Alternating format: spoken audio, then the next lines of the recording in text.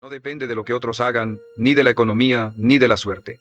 Depende de lo que usted elija practicar todos los días. Si cultiva hábitos débiles, tendrá resultados débiles.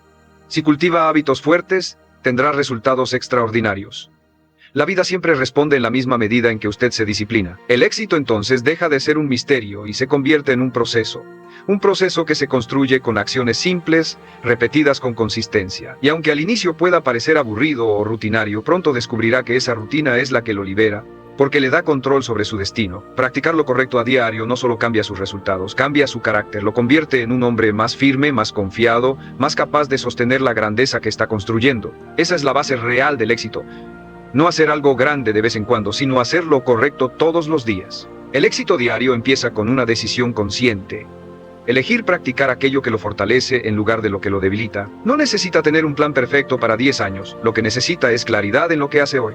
Porque lo que hace hoy, repetido mañana y pasado, se convierte en el rumbo inevitable de su vida. Y aquí está la clave: la mayoría de los hombres no fracasan por falta de sueños, fracasan porque nunca convierten esos sueños en hábitos. Se quedan atrapados en la idea, en la intención, en la motivación momentánea, pero no dan el paso de transformar ese deseo en una acción repetida hasta que sea imposible no hacerlo. Usted no puede depender de la inspiración, debe depender de la disciplina. El hábito diario más importante que puede practicar es el de tomar acción inmediata. Cada vez que posterga, le envía a su mente el mensaje de que no es capaz, de que no es suficiente. Cada vez que actúa, aunque no se sienta listo, refuerza en su interior la creencia de que puede con cualquier reto. Y esa repetición lo moldea. No importa si al principio los resultados son pequeños o incluso imperfectos. Lo que importa es que construya la identidad de alguien que actúa, que no espera, que no se esconde detrás de excusas. Ese es el verdadero entrenamiento, no perfección, sino consistencia. Piense en un músculo. Nadie lo desarrolla con un solo entrenamiento. Lo desarrolla con la práctica diaria, con repeticiones constantes, con esfuerzo sostenido. Lo mismo sucede con la disciplina, con la confianza, con la determinación. Son músculos mentales que crecen solo cuando usted los ejercita cada día. El error está en esperar a sentirse motivado para entrenarlos, cuando en realidad es el entrenamiento lo que produce la motivación. El éxito funciona igual, no aparece como un regalo, se construye como una consecuencia. Y aquí hay algo poderoso. Cuando practica el hábito correcto a diario, los resultados se vuelven inevitables. Puede que no los vea de inmediato, pero están acumulándose en silencio. Un día de repente los demás lo verán como alguien afortunado, sin entender que su suerte es simplemente el fruto de su disciplina. Lo llamarán talentoso, cuando en realidad lo único que hizo fue repetirse a sí mismo el mismo compromiso día tras día. El éxito es predecible porque siempre responde a los mismos principios. Lo que practica a diario determina lo que cosecha a largo plazo. Así que no se pregunte más qué necesita para tener éxito. Pregúntese que, si la respuesta era no, lo dejaba pasar. Lo anotaba, lo soltaba, lo reemplazaba, porque aprendí que dejar ir un pensamiento es también una forma de disciplina. No todo lo que aparece en tu mente merece tu atención. No todo pensamiento merece ser alimentado. Y aquí está la clave. Tu mente no se va a calmar sola. No va a dejar de preocuparse mágicamente. Tienes que entrenarla. Como un músculo. Como una herramienta. Tienes que enseñarle a soltar lo que no puede cambiar y a enfocarse en lo que sí puede construir. Porque una mente entrenada en el pensamiento útil es una mente en paz. Y desde esa paz, tomas mejores decisiones. Te comunicas mejor. Trabajas con más enfoque. Vives con más presencia. No porque no haya problemas, sino porque ya no te desgastas en lo que no suma. Así que si hoy estás atrapado en la rueda de las preocupaciones, haz una pausa, respira, escribe, pregúntate, ¿esto tiene solución? Si la tiene, actúa. Si no la tiene, suelta. Y si todavía no sabes, entonces espera sin ansiedad, porque no todo se responde hoy, pero sí puedes elegir cómo pensar hoy. Y esa elección, aunque parezca pequeña, es el inicio de una mente más libre, de una vida más liviana, de un presente más fuerte. Porque cada vez que eliges no preocuparte, estás eligiendo confiar. Y confiar no es cerrar los ojos, es abrir el corazón y actuar desde la calma, desde la fuerza, desde tu poder interno. Y ese poder siempre ha estado en ti. Solo necesitas decidir usarlo. El segundo paso para anular las preocupaciones es aprender a identificar el origen real del miedo. Porque toda preocupación tiene una raíz más profunda. No es el problema en sí lo que te inquieta, es lo que ese problema representa para ti. No te preocupa llegar tarde, te preocupa que los demás te juzguen como irresponsable. No te preocupa el error, te preocupa parecer débil. No te preocupa el dinero como tal. Te preocupa sentirte incapaz, fracasado, insuficiente. Y mientras no descubras esa raíz, tu mente seguirá fabricando excusas, escenarios y tensiones sobre cualquier cosa. Porque lo que te angustia no es lo externo, es la interpretación que haces desde adentro. Cuando empecé a estudiar mis propias preocupaciones, noté algo perturbador. No importaba cuántos problemas resolviera, siempre aparecía uno nuevo. Uno distinto, con otro disfraz, pero que me generaba la misma ansiedad, porque no era el contenido lo que importaba, era el patrón. Mi mente se había acostumbrado a buscar algo en qué preocuparse, porque así se sentía útil, así se sentía alerta, así sentía que estaba haciendo algo, pero lo que estaba haciendo, en realidad, era protegerme de una sensación más incómoda. La incertidumbre, el no saber, el no tener control total. Y cuando entendí eso, todo cambió. Empecé a mirar más allá del problema aparente. ¿Qué estoy sintiendo realmente? ¿Qué me da miedo perder? ¿Qué imagen de mí mismo estoy tratando de proteger? Y al responder eso con brutal honestidad, descubrí verdades incómodas, pero liberadoras. Descubrí que muchas veces me preocupaba más por cómo me veían que por cómo me sentía, que me aterraba más la crítica que el fracaso en sí. Ahora mismo, suscríbete si aún no lo has hecho y comenta el número 99 aquí abajo. ¿Por qué 99? Porque es el número que representa la finalización de un ciclo espiritual sagrado, el cierre de lo viejo y la activación de lo nuevo. Y si tú lo escribes, le estás diciendo al universo: estoy listo, estoy despierto, estoy activado. Vamos a comenzar. Tu transformación está a punto de intensificarse y lo que viene no es fácil, es extraordinario, un sentimiento de desconexión con la realidad. Hay un momento en el camino espiritual del elegido en el que algo muy extraño comienza a ocurrir. No es físico, pero lo sientes en cada célula. No es mental, pero tu mente ya no puede negarlo. No es emocional, aunque desata una tormenta silenciosa dentro de ti. De repente, el mundo tal como lo conocías pierde sentido. Las conversaciones se sienten vacías, las rutinas se vuelven insoportables y las personas que antes formaban tu círculo ahora parecen hablar otro idioma. No te interesa lo que todos consumen, no te emociona lo que antes te entusiasmaba. No puedes seguir fingiendo que encajas en una realidad que se siente tan falsa. Y ahí es cuando aparece el primer gran síntoma de tu despertar final, una desconexión profunda con esta realidad tridimensional. Pero cuidado, esto no es depresión, no es apatía, y mucho menos una crisis emocional. Esto es lo que sucede cuando tu alma empieza a salir del sistema. Sí, del sistema energético que ha controlado tu percepción desde que naciste. Un sistema que te hizo creer que todo lo que ves, todo lo que tocas, todo lo que te enseñaron, era lo único real, pero ahora empiezas a notar las grietas, los patrones, la ilusión. Es como si estuvieras caminando entre dos mundos, uno que se está desmoronando ante tus ojos y otro que aún no puedes ver con claridad, pero que ya puedes sentir con fuerza. Empiezas a experimentar lo que muchos llaman la realidad intermedia. Un estado en el que tu cuerpo sigue aquí, pero tu conciencia se está elevando a una dimensión donde las reglas son distintas. Nada llena tu alma, porque tu alma ya no quiere lo superficial. Todo te parece artificial, porque estás empezando a reconocer lo auténtico, los sonidos, los colores, incluso el tiempo. Todo empieza a comportarse de forma diferente. Hay días en los que las horas parecen volar y otros en los que cada minuto se estira como una eternidad, porque ya no estás completamente aquí, estás transicionando. Y lo más desconcertante es esto. Observaba a ambas mujeres, su rostro se mantenía sereno, aunque sus ojos revelaban una profunda concentración. No parecía alterarse ante el dilema aparentemente insoluble.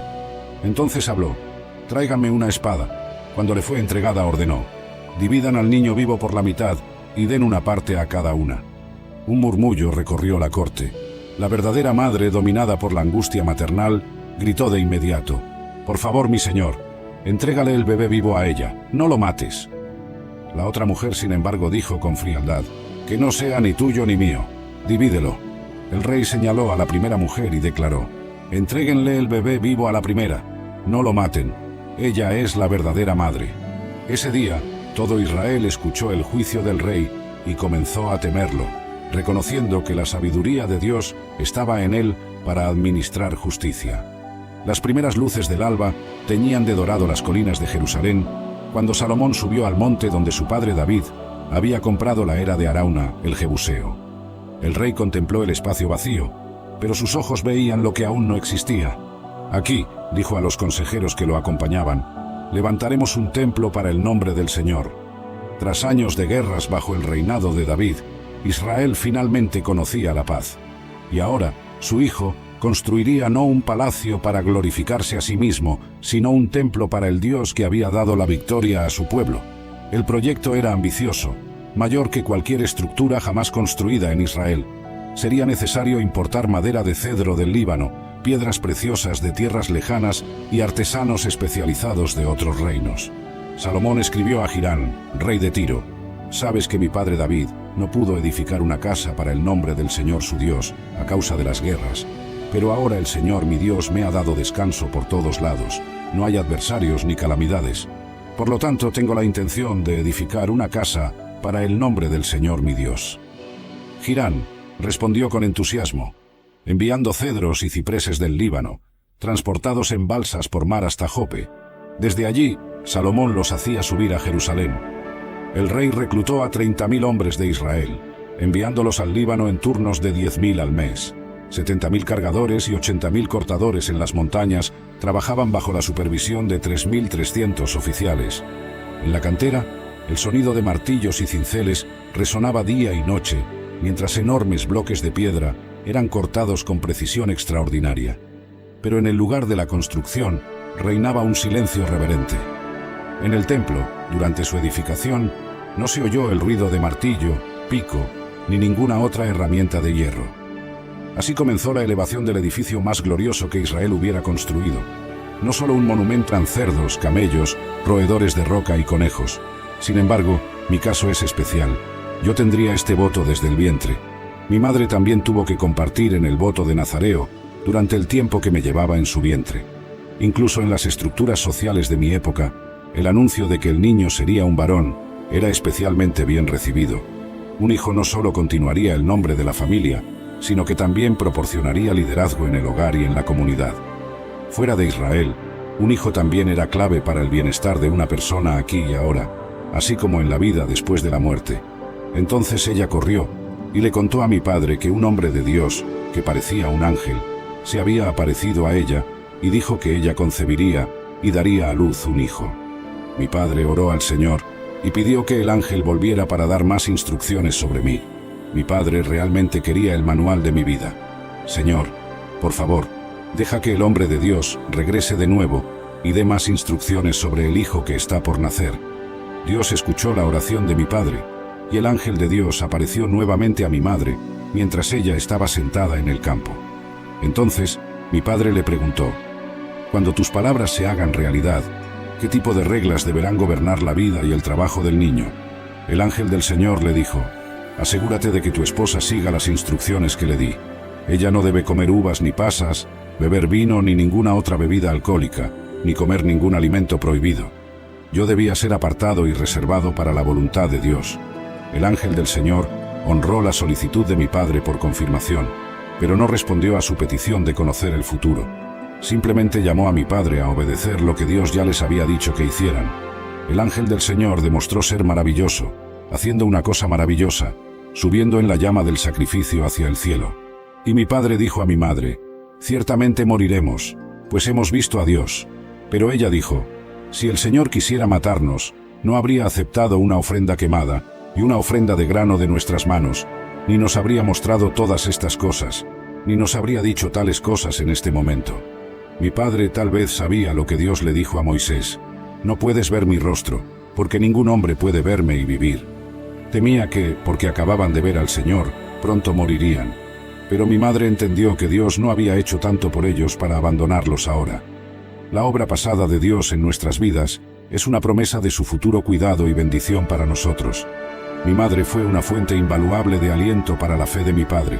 Ella no lo criticó. La profecía se cumplió y yo nací. La promesa del ángel del Señor se cumplió. Se demostró ser verdadera. Mi madre me llamó Sansón. En el antiguo Israel, cualquiera de los padres podría nombrar a un niño, pero había más relatos de madres nombrando a sus hijos más frecuentemente. Confiaba en que él continuaría guiándome. La sequía era solo el inicio de un plan mayor para restaurar Israel. Y yo, Elías, sería el instrumento de ese cambio. Seguí mi camino, sabiendo que la verdadera batalla apenas comenzaba. En mi corazón, una llama divina ardía, y mi fe en el Dios de Israel permanecía inquebrantable, pues sabía que Él era el Señor de la vida y de la muerte, de la lluvia y de la sequía. Y así, con pasos firmes y ojos fijos en el horizonte, me preparé para enfrentar el futuro que Dios había trazado para mí. Después de desafiar al rey Acab y anunciar la sequía, mi alma estaba en tumulto. Sabía que las palabras que pronuncié traerían gran sufrimiento a Israel, pero también sabía que eran la voluntad del Señor. Mientras caminaba, perdido en pensamientos y oraciones, la voz del Señor vino a mí nuevamente, clara como un trueno en un cielo sin nubes. Vete de aquí y dirígete hacia el oriente, y escóndete junto al arroyo de Kerit, que está frente al Jordán, y será que beberás del arroyo, y he ordenado a los cuervos que te sustenten allí. Con la convicción que solo la palabra de Dios puede proporcionar, comencé mi viaje. Dejé atrás la opulencia y la corrupción de Samaria, siguiendo los caminos tortuosos que me llevarían al arroyo de Kerit. El terreno se volvía cada vez más salvaje y aislado, pero mi fe me guiaba como una luz en medio de la oscuridad. Cuando finalmente alcancé el arroyo de Kerit, sentí un profundo alivio. El suave sonido del agua corriendo era un consuelo en medio del desierto árido. Me arrodillé y bebí del agua cristalina, agradeciendo al Señor por su provisión.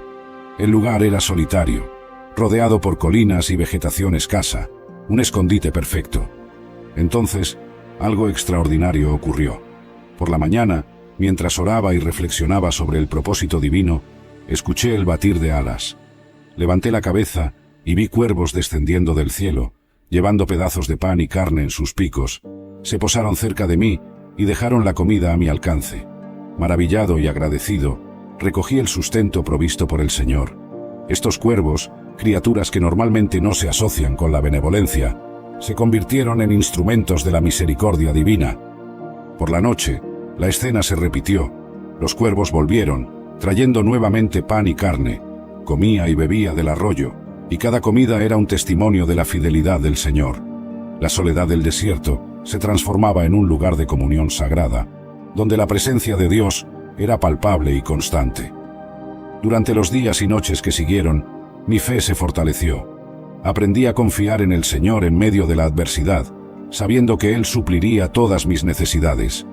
Cada amanecer y anochecer marca una advertencia, y lo que esa advertencia implica para nosotros que vivimos en este tiempo puede cambiar completamente la manera en que vemos nuestro futuro. La historia nos enseña algo fascinante sobre los imperios. Todos siguen el mismo patrón predecible.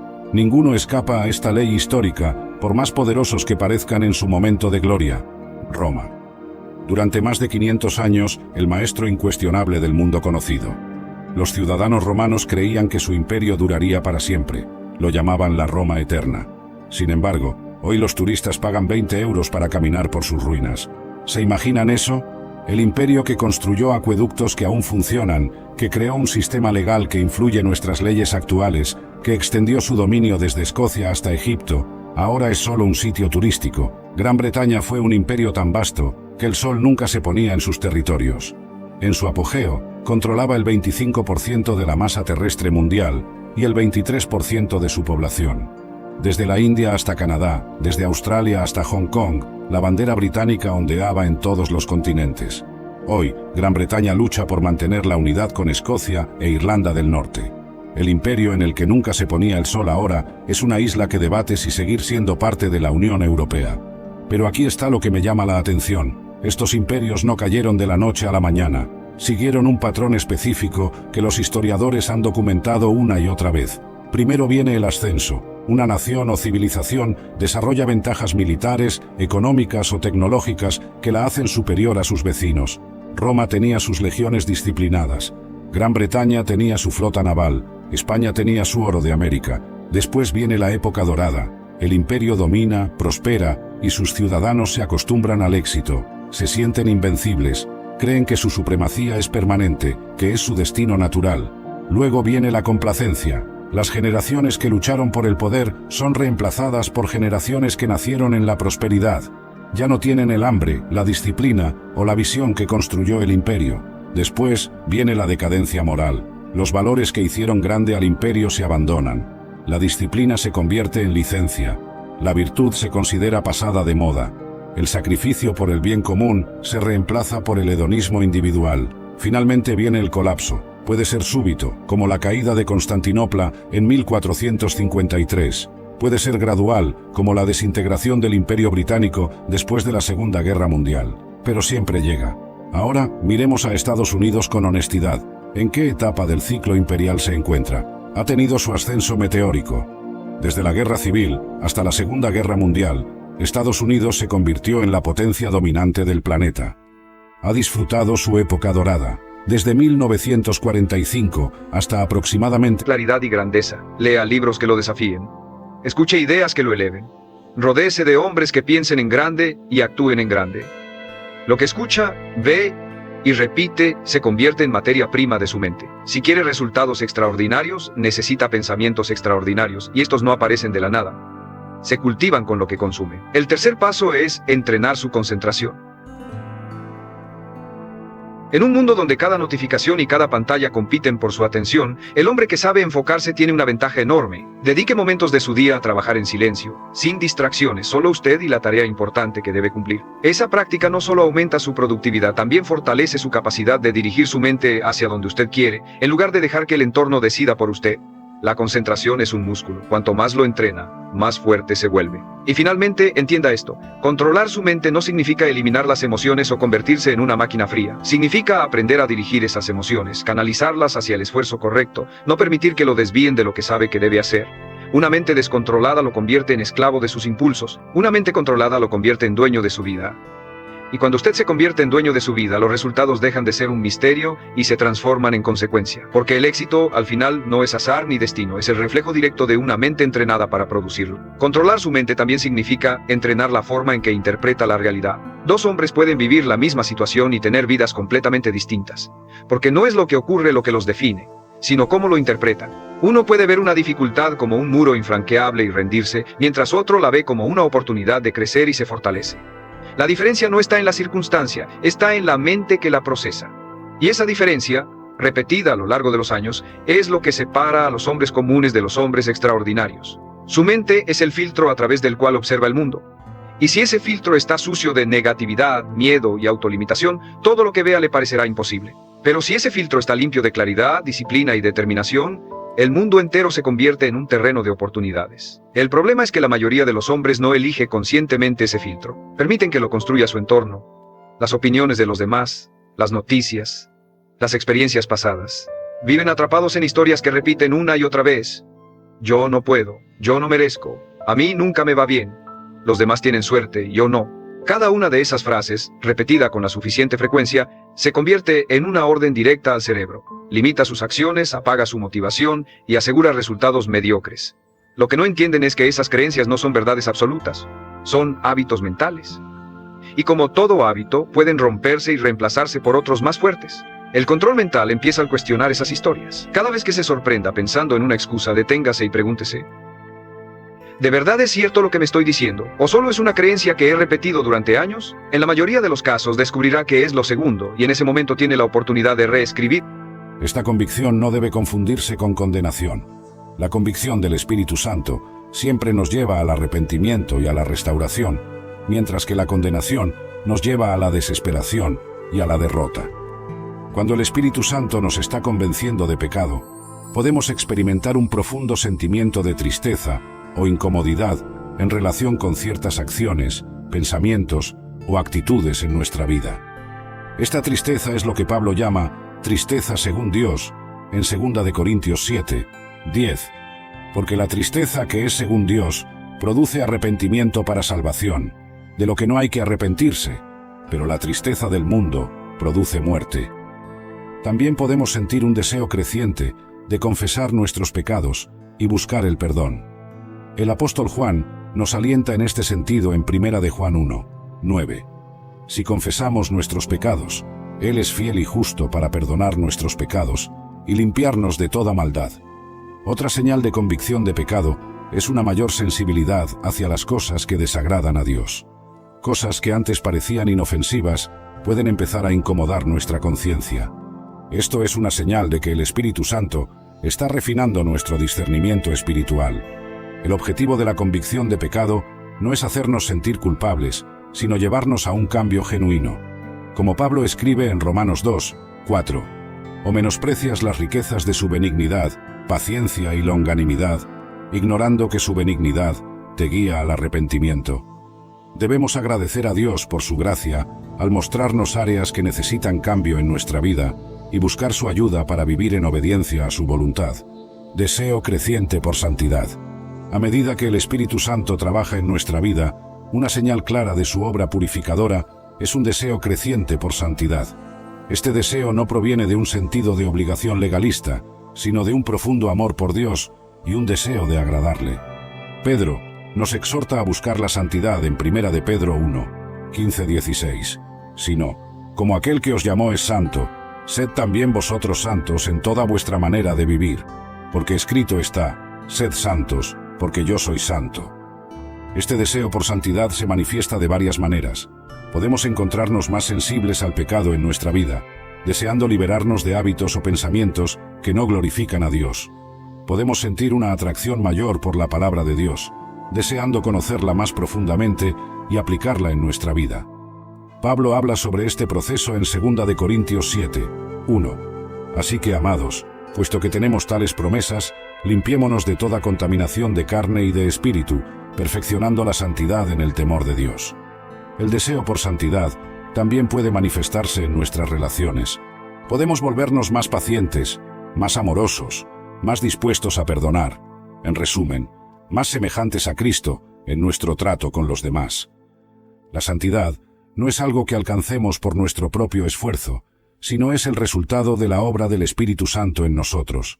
Como Pablo escribe en Filipenses 2, 13, «Porque Dios es el que en vosotros produce así el querer como el hacer».